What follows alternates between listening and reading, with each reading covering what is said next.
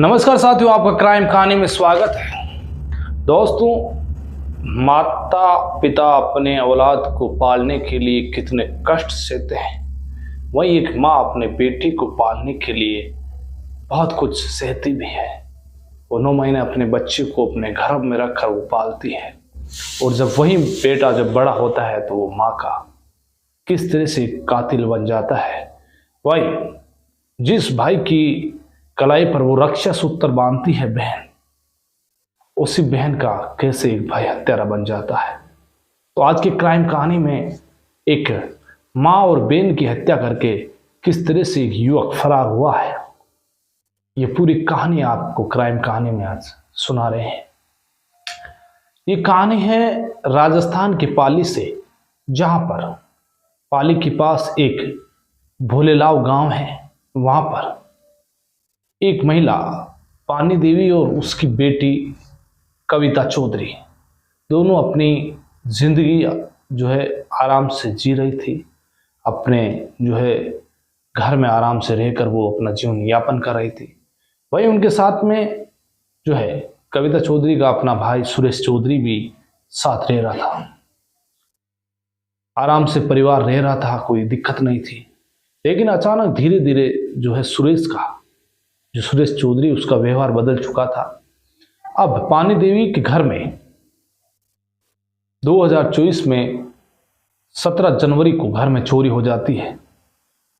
अब पानी देवी जो है पाली के सदर पुलिस स्टेशन जाती है, एक मुकदमा दर्ज करवाती है, और मुकदमे में ये आरोप लगाती है कि मेरा बेटा सुरेश जो घर से चोरी भी कर ली है, और वो हमें लगातार जान से मारने की धमकी भी दे रहा है। पुलिस में ये मुकदमा दर्ज करवा दिया, लेकिन पुलिस की कोई जो है सुरेश चौधरी के खिलाफ कोई एक्शन नहीं लिया गया। अब धीरे धीरे जनवरी बीत गई, अब फरवरी आई, और मार्च का महीने में जो है अभी होली थी। होली में 23 मार्च को वो अपने बड़े भाई रमेश चौधरी जो अहमदाबाद में एक होटल में काम करते हैं, उनको फ़ोन करके और कहा कि मैं जो है अपने खेत में कुछ लाइट के पोल लगाने हैं, इसलिए जेसीबी से 7-7 फीट के 4 जो है गहरे गड्ढे खुदवाए हैं। अपने भाई को ये इन्फॉर्मेशन दे देता है। फिर 24 तारीख को होली के दिन अब जो है एक बड़ा भाई जो रमेश है वो अहमदाबाद रहता है। वो अपनी माँ और बहन से हर दिन रोज बात करता था, उनके हालचाल पूछता था, क्योंकि वो बाहर रह रहा था। एक बड़ा बेटा, एक माँ का हालचाल जो है पूछना, अपनी बहन के बारे में पूछना। तो फिर 25 और 26 तारीख को रमेश ने फोन किया, तो उसका फोन अपनी माँ के पास लगाता है। माँ का और बहन का दोनों का फोन स्विच ऑफ आता है। रमेश को कुछ अनहोने की आशंका हुई। उसने अपने भाई सुरेश चौधरी को फोन किया, उसका फोन भी बंद। अब रमेश ने कहा कि चलो, अहमदाबाद से होली का तैयार था, माँ को फ़ोन किया, बहन को फ़ोन किया, लेकिन नहीं आ पाए, फ़ोन नहीं लग पाया। वो वहाँ से गाड़ी में बैठकर अपने गांव भोलेलाव आ जाता है। वहाँ आने के बाद वो घर पर देखता है कि घर के बाहर जो है ताला लगा हुआ है। अब घर के बाहर ताला लगा हुआ है तो आसपास में पता करता है।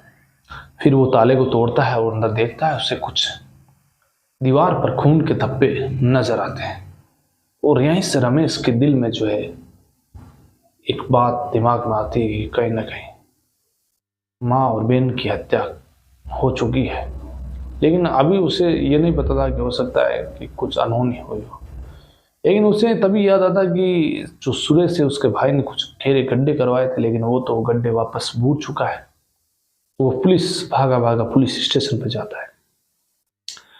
पुलिस पाली के सदर पुलिस थाने में वो मुकदमा दर्ज करवाता है कि मेरी माँ और बहन, जो माँ है पानी देवी और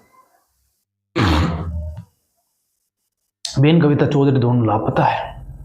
पुलिस मुकदमा दर्ज करती है और पुलिस जो है घर पर पहुंचती है।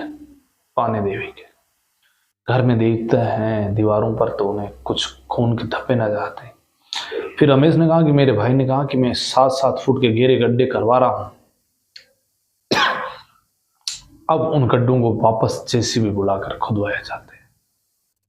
खुदवाने के बाद उन गहरे गड्ढों में से 2 डेड बॉडी मिलती है। एक डेड बॉडी पानी देवी की, दूसरी रमेश की बहन, छोटी बहन कविता चौधरी की। अब जो है रमेश ने अपने भाई पर ही मुकदमा दर्ज करवाया था कि हत्या की है। फिर कहानी ये निकलकर सामने आई कि सुरेश और